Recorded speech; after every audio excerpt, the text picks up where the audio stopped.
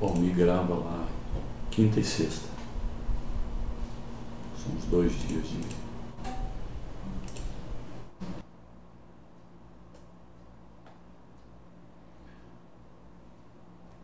Olá!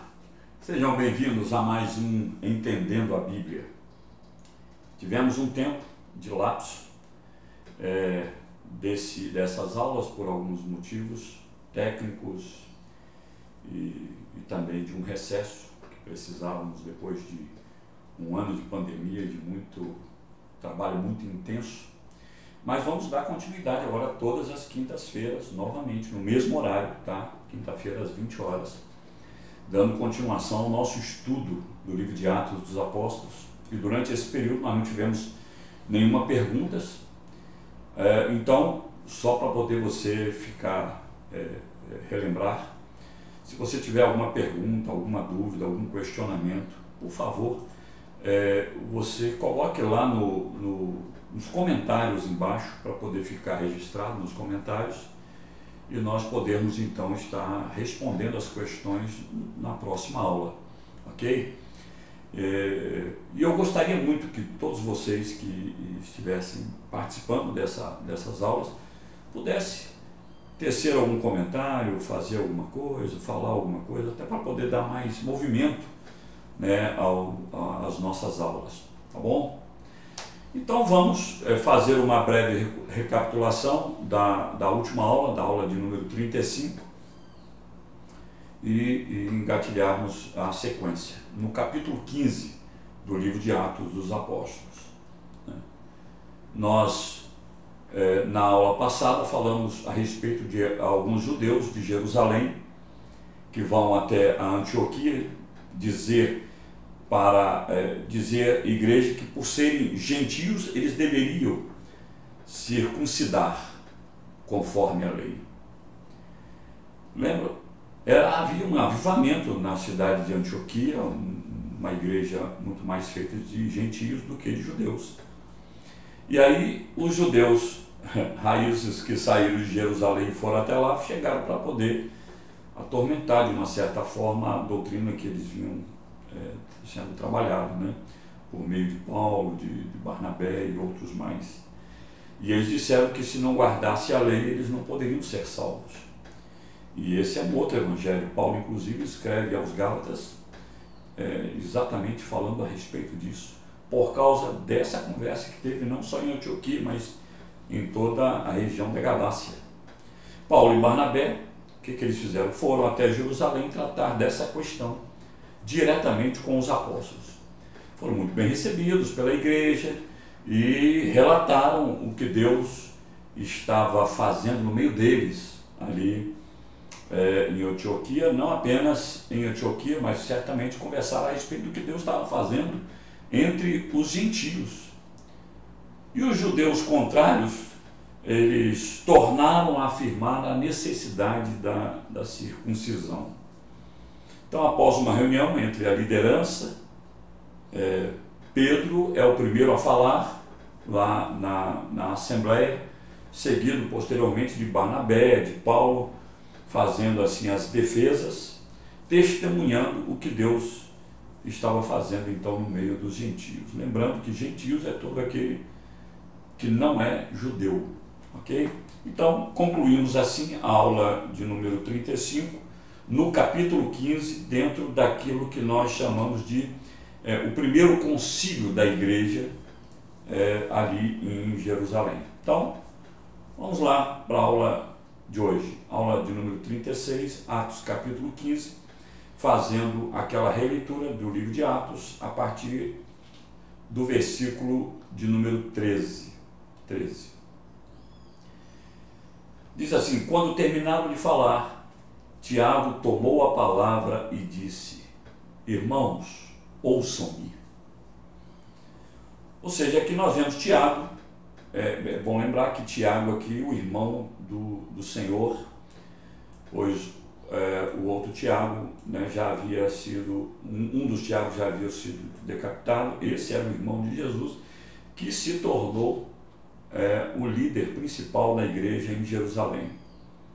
Ele então relacionou todas as coisas com, com relação ao futuro. Ele era, então, volta a repetir, o grande líder da igreja em Jerusalém, muito respeitado entre a igreja, inclusive considerado pela igreja um dos apóstolos, embora não fosse um dos apóstolos selecionados, nomeados por Jesus, mas ele era considerado em termos de autoridade como no nível de um apóstolo.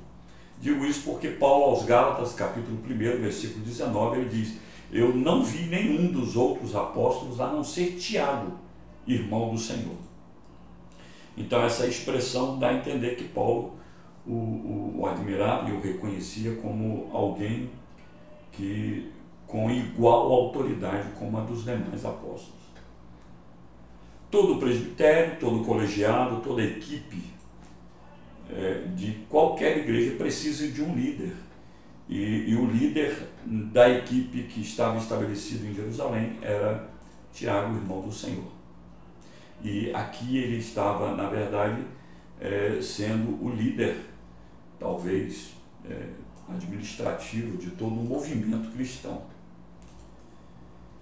Porque, querido, se não tiver um líder, um cabeça numa equipe, acaba paralisando o trabalho dessa equipe.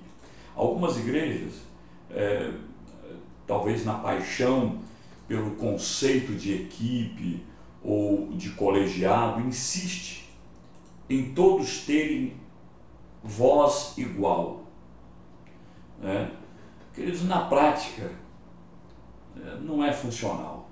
Na prática, alguém tem que ter uma voz maior, alguém que conduza, alguém que bata o martelo, alguém que fecha a questão.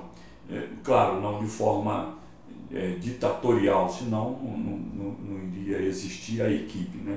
Então, ainda que na teoria todos tenham voz igual, mas é preciso ter alguém que fecha, que dê a conclusão, que amarre as decisões. Mas se essa pessoa não é reconhecida, cedo ou tarde, queridos, o que vai acontecer na equipe? Vai haver feridas, vai haver conflitos e vai culminar possivelmente numa divisão. Então o irmão do Senhor, aqui, Tiago, ele acabou fechando a questão. Ele bate o martelo, ou seja, depois que ele ouviu várias pessoas, ele entende qual é a palavra que vai harmonizar todo o conjunto. Então o seu argumento foi seguido de passagens das Escrituras, fundamentou muito bem a sua decisão. Versículo 14. Simão nos expõe, ou nos expôs, como Deus no princípio voltou-se para os gentios, a fim de reunir dentre as nações um povo para o seu nome. Então, aqui com segurança, queridos, Tiago, ele está referendando aqui, apoiando o testemunho, tanto de Pedro, quanto de Barnabé, quanto de Paulo. Tiago, ele usa aqui o nome hebraico de Pedro, que na forma hebraica é Simão ou Simeão. E é a mesma pessoa, mas é a tônica hebraica. Nova comunidade que em grande medida consistia de gentios, mas também incluía os judeus, era o assunto do momento. A cidade, o avivamento que acontecia na cidade de Antioquia. Olha o que diz João 10. João 10:16 diz assim: tenho outras ovelhas que não são deste aprisco. É necessário que eu as conduza também. Elas ouvirão a minha voz e haverá um só rebanho e um só pastor. Quem falou essas palavras? Jesus. Jesus, quando estava falando a respeito de um rebanho, o rebanho do seu povo, e ele estava dizendo a respeito dos gentios. Não era só o rebanho de judeus, mas também aberto para outros povos. Como qualquer outro povo que não era judeu é conhecido como gentios, então ele estava falando dos gentios. A primeira carta de Pedro, no capítulo 2, diz assim: vocês, porém, são geração eleita, sacerdócio real, nação santa, povo exclusivo de Deus para anunciar as grandezas daqueles que o chamou das trevas para a sua maravilhosa luz. Antes vocês nem sequer eram povo, mas agora são povo de Deus. Não havia recebido misericórdia, mas agora o receberam. Aqui também Pedro, nessa primeira carta, se refere aos gentios, né? Antes não era povo, mas agora sois povo. Na verdade, ele fala de toda a igreja do Senhor, mas com o foco voltado aos gentios, uma vez que Israel já era reconhecido povo de Deus. Bom, versículo 15 a 18 diz assim: concordam com isso as palavras dos profetas, conforme está escrito: depois disso voltarei e reconstruirei a tenda caída de Davi, reedificarei as suas ruínas e a restaurarei, para que o restante dos homens busque o Senhor, e todos os gentios sobre os quais tem sido invocado o meu nome, diz o Senhor, que faz estas coisas, conhecidas desde os tempos antigos. Aqui a citação ela é específica de Amós capítulo 9, versículo 11 e 12, e alguns inclusive entendem que a citação de Amós como uma exposição de uma sequência dos acontecimentos do fim, dentre os quais, primeiro, a era da igreja, reunir o povo para o seu nome, quando ele cita isso. Segundo, a restauração de Israel como nação. E terceiro, a derradeira salvação dos gentios. Ou seja, esse texto ele é citado nesse momento de concílio como uma forma de todos entenderem, porque todos conheciam os profetas, que aonde estava embasando a decisão, né, de Tiago. Outros, a respeito dessa citação, declaram que ela é simples confirmação da intenção divina de salvar os gentios, de uma forma ou de outra, da forma como interpretamos, independente, são bases para a decisão que Tiago toma. Versículo 19: portanto, julgo que não devemos pôr dificuldades aos gentios que estão se convertendo a Deus.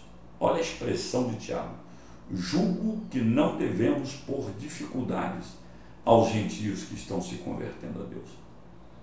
Deixou de ser exigida, então, a circuncisão, mas ele faz ele estipula quatro formas de amarrar essa questão dos gentios e judeus.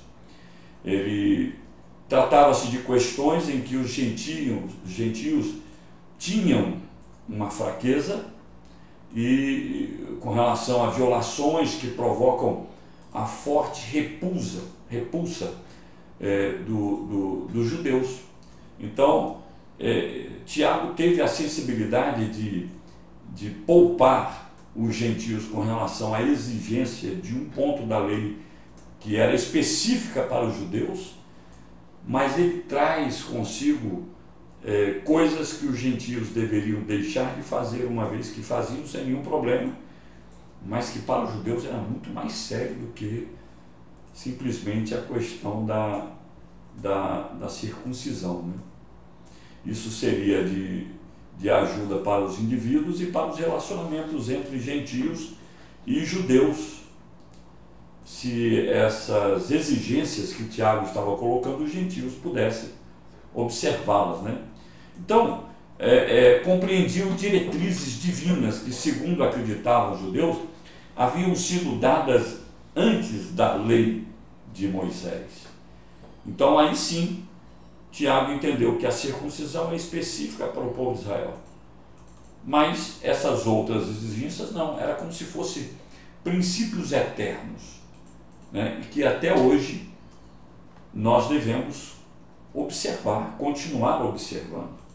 Versículo 20: pelo contrário, devemos escrever a eles, dizendo-lhes que se abstenham de comida contaminada pelos ídolos, da imoralidade sexual, da carne de animais estrangulados e do sangue. 4 pontos que era abominação para o povo judeu e que os gentios não se sentiam culpados em fazer. Olha o que diz o texto lá de Paulo aos Coríntios. Ele disse assim: contudo, nem todos têm esse conhecimento. Alguns, ainda habituados com os ídolos, comem esse alimento como se fosse um sacrifício idólatra, e como a consciência deles é fraca, esta fica então contaminada. Paulo escrevendo aos gentios de Coríntios, inclusive falando da fraqueza dos judeus, e por isso ele acaba explicando isso aí. Então a comida, porém, não nos torna aceitáveis diante de Deus. Não seremos piores se não comermos, e nem melhores se comermos. Contudo, tenham cuidado para que o exercício da liberdade de vocês não se torne uma pedra de tropeço para os fracos. Gente, eu vou repetir essa frase, esse versículo, porque o contexto de Paulo, tanto quando ele escreve aqui aos Coríntios, como quando ele escreve aos Romanos, no capítulo 14, ele faz referência à comida, e que a comida estava trazendo divisão no meio do povo, pedra de tropeço.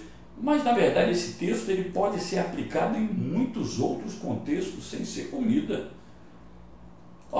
Contudo, tenham cuidado para que o exercício da liberdade de vocês não se torne uma pedra de tropeço para os fracos.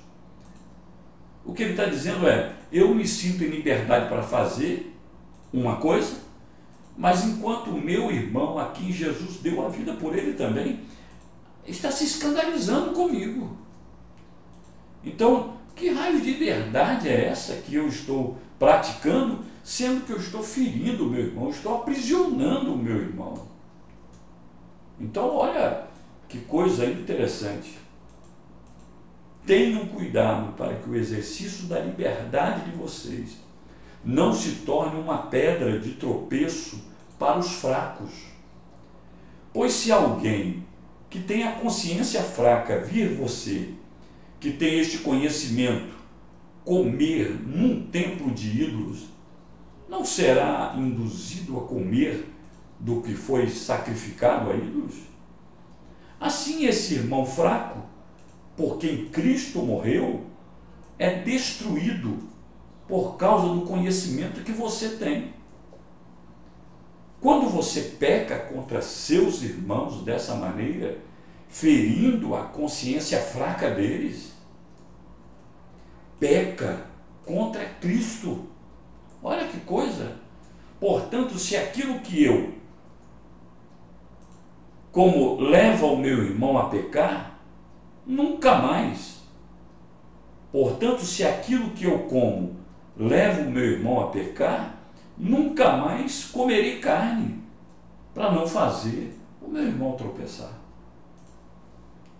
Olha, queridos, a responsabilidade que temos como servos de Deus, como membros do corpo de Cristo, termos o discernimento do corpo de Cristo, saber que existem membros no corpo de Cristo que são membros mais fracos e que poderão certamente se escandalizar de algo que a gente se acha na liberdade de fazer. Cuidado, porque a liberdade impensada pode nos levar a pecar contra Cristo, como diz o texto aqui de Paulo. É a palavra de Deus. Olha o que diz em Apocalipse capítulo 2, versículo 14. No entanto, tenho contra você algumas coisas. Você tem aí pessoas que se apegam aos ensinos de Balaão, que ensinou Balaque a armar ciladas contra os israelitas, induzindo-os a comer alimento sacrificado a ídolos e a praticar imoralidade sexual. No entanto, contra você tenho isto: você tolera Jezabel, aquela mulher que se diz profetiza.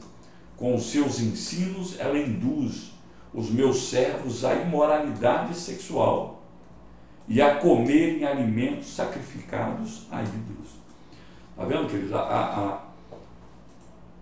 A decisão de Tiago lá no concílio em Jerusalém, ele é confirmado pelo próprio Senhor aqui em Apocalipse, quando dita essas cartas, né, que era para João escrever às igrejas de Pérgamo e de Tiatira, né? Então é uma confirmação do próprio Senhor, reiterando a decisão de Tiago nesse concílio. Eram pecados que os gregos, como eu já disse, não levavam a sério e que estavam também associados a certas festas religiosas pagãs.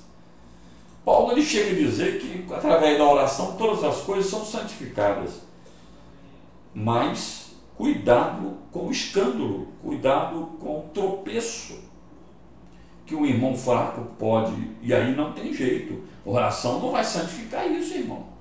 Aí é preciso ir lá, restituir aos irmãos fracos, se humilhar, pedir perdão e acertar a situação, como qualquer outro pecado.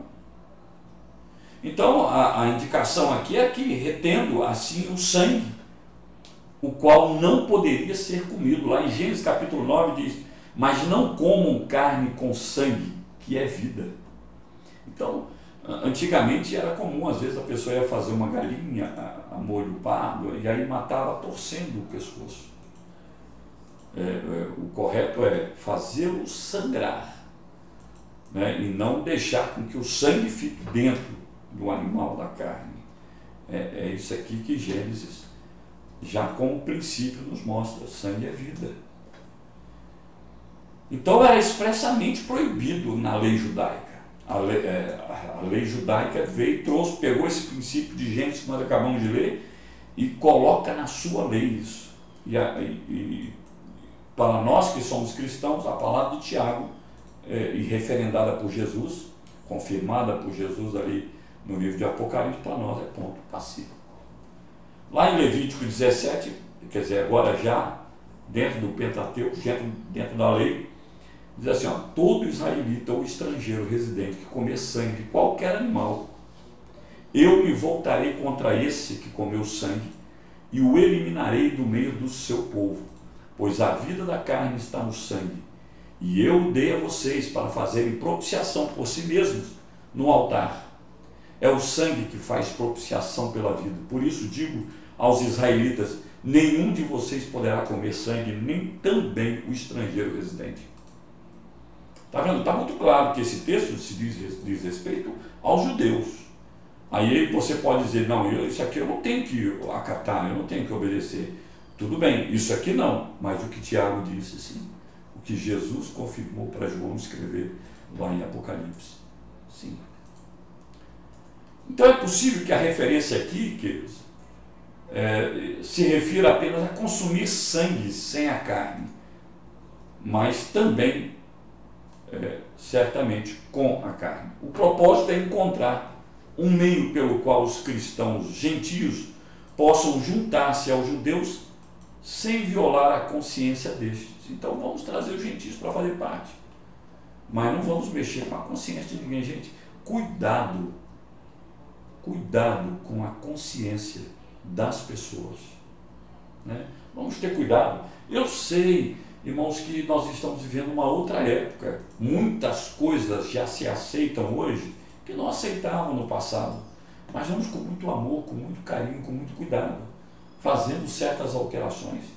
Hoje em dia tem muitas alterações que são imoralidades. Não dá para aceitar, porque é um dos pontos que Tiago diz que nós devemos fugir. Versículo 21 em diante, vamos lá, 21 e 22. Pois desde os tempos antigos Moisés é pregado em todas as cidades, sendo lido nas sinagogas todos os sábados. Então os apóstolos e os presbíteros com toda a igreja decidiram escolher alguns dentre eles e enviá-los a Antioquia com Paulo e Barnabé. Escolheram Judas, chamado Barsabás, e Silas, dois líderes entre os irmãos. Olha o cuidado de Tiago. Tiago teve o cuidado de, depois de tomar decisão, ele pedir para lavrarem uma ata, que aquela decisão fosse por escrito, com a assinatura dele, né? E que a igreja de Antioquia não apenas tomasse conhecimento por meio de Paulo e Barnabé, não. Era importante que líderes da igreja de Cristo lá, principalmente de Jerusalém, pudessem ir ser o porta-voz da decisão tomada nesse concílio, e que não fosse apenas um testemunho verbal, mas que fosse formulado um documento daquela reunião. Então entende-se que esse é o primeiro documento do primeiro concílio, e de lá para cá toda a igreja cristã deve observar essa decisão. Então esse versículo, juntamente com a liderança de Tiago, no parágrafo anterior, nos dá luz quanto a esse governo saudável que existia na igreja de Cristo na época, né? Então parece que houve unanimidade quanto à escolha desses mensageiros e ao conteúdo da carta, ou dessa ata que foi lavrada. A gente aqui percebe como que essa reunião terminou em paz. Por isso a necessidade de um líder que tome a decisão e que todos tenham a liberdade de seguir ao comando desse líder, né? Aquela decisão, depois de discutida, passou a ser de toda a igreja, não apenas de Tiago. E esse José aqui, ó, o Judas Barzabás, ele tinha o mesmo sobrenome de José, o Barzabás, filho de Abás, né? Bar, a gente já viu, prefixo bar significa filho.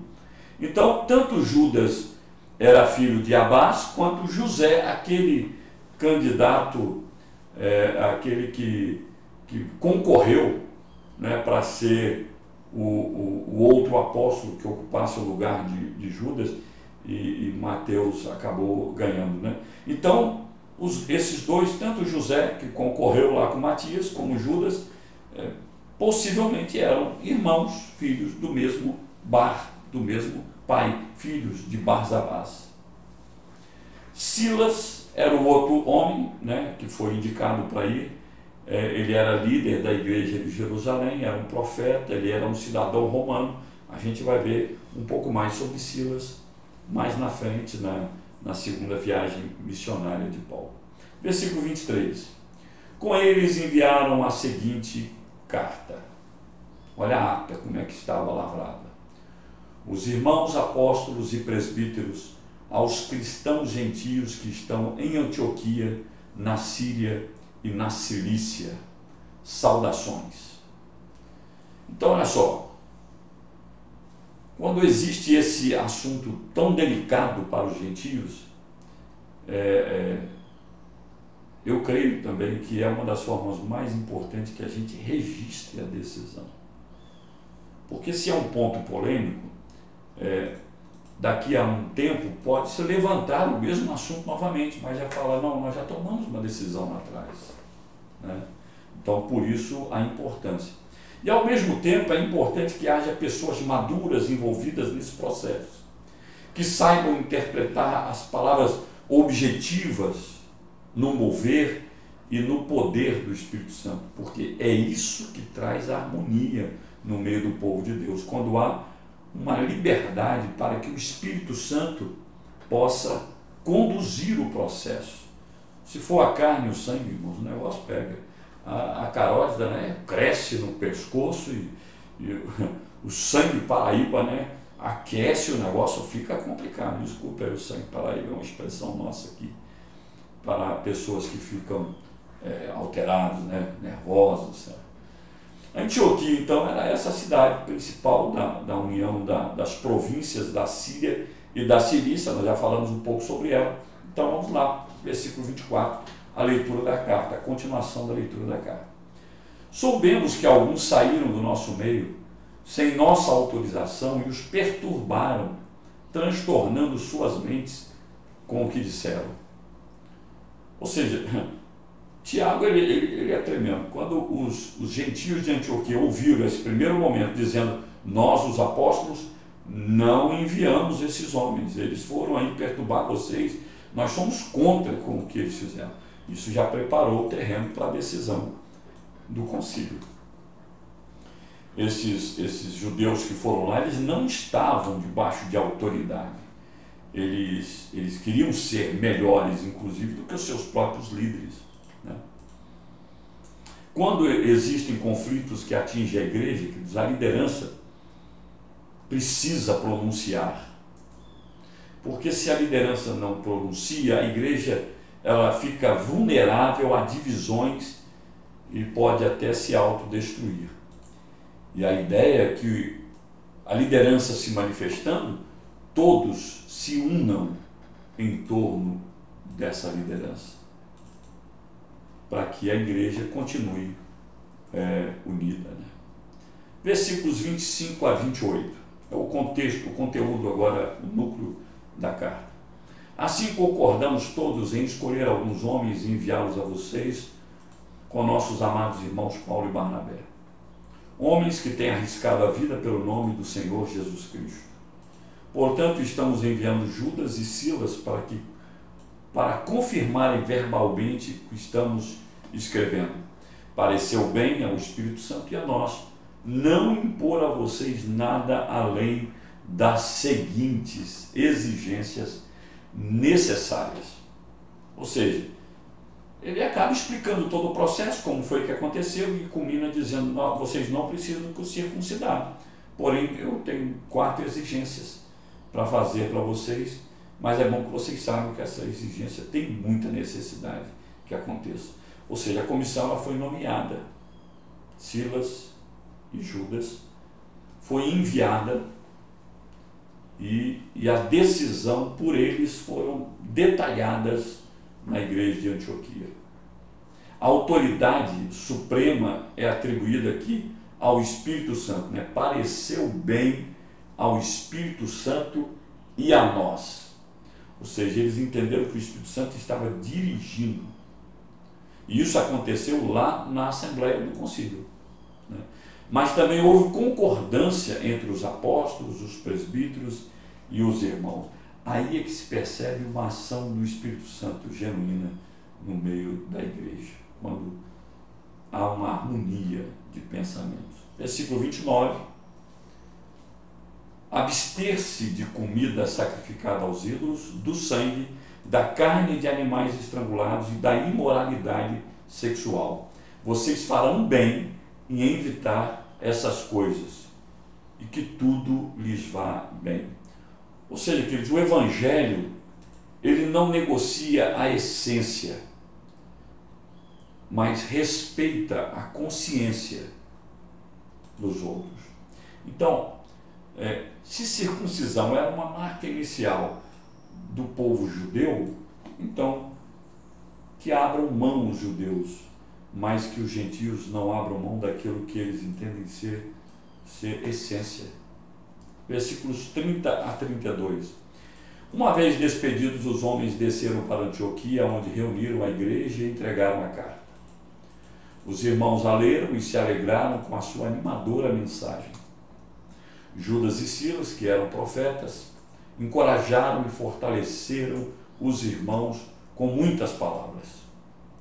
Eles eram aqueles profetas maduros, e profetas maduros sabem usar a verdade para consolar, para encorajar, não apenas para desafiar, para confrontar. Entendemos no Novo Testamento que é uma palavra profética, ela serve para consolar, para encorajar, para, enfim, motivar a igreja, né?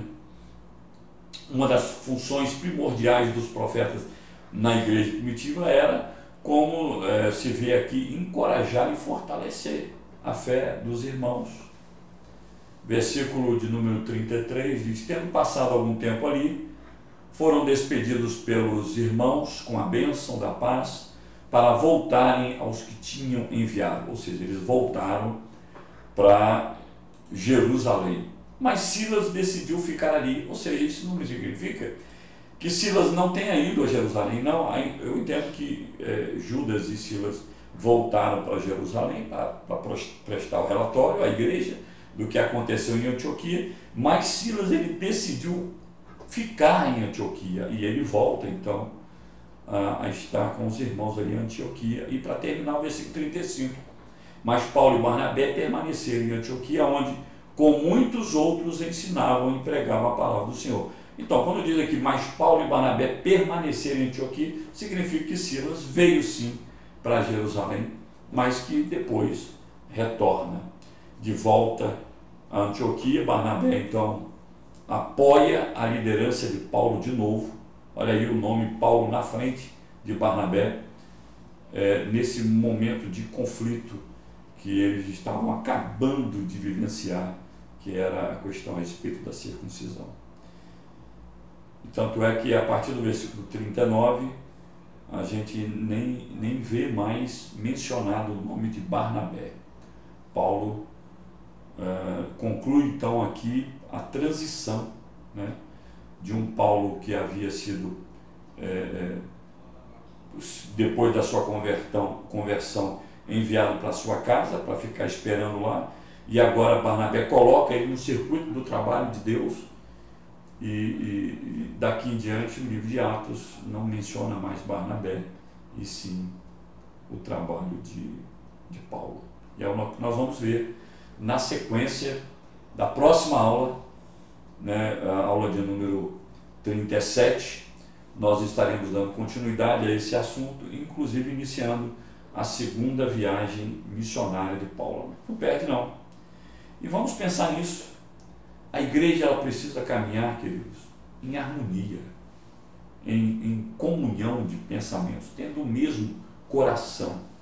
Por isso Deus estabeleceu líderes na igreja, para que essa decisão do líder pudesse harmonizar todo o pensamento do povo. Sabe, o povo não dita normas. Você já pensou? Se cada um do povo ditar uma norma, Cristo vai ficar super dividido o seu corpo. Por isso, os líderes, por isso está escrito em Hebreus, está escrito em tantas outras partes a respeito da obediência à liderança, porque é isso que traz saúde para a igreja. Que Deus nos abençoe, queridos, a mim, a você, que você tenha uma boa noite de descanso e que a aula de hoje tenha edificado a sua vida. Duas grandes lições: não promova tropeço no seu irmão que tem uma consciência mais sensível, né? Ou, na linguagem de Paulo, mais fraco. Não tem problema ser fraco. O importante é que o forte não provoque o tropeço do fraco, né?